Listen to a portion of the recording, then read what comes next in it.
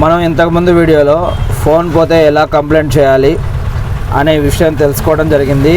CEIR అనే portal open చేసి దాని తర్వాత ఇక్కడ ఇంకో రెండో ఆర్టికల్ మనం చదువుతూ ఉన్నాం. దీంట్లో సాధారణంగా ఫోన్ దొంగిలించిన వారు అందులో కొత్త సిమ్ వేసుకుంటారు. అయితే అలా చేసిన వెంటనే CEIRకి అలర్ట్ మెసేజ్ వస్తుంది.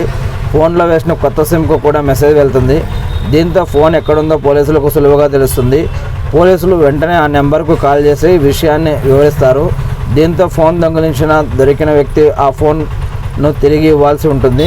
మళ్ళీ దొరికిన ఫోన్ అన్బ్లాక్ కావాలంటే user CEIR portal unblock phone mobile option ఎంచుకొని రిక్వెస్ట్ ID ఫోన్ నెంబర్ వివరాలు సమర్పించాలి.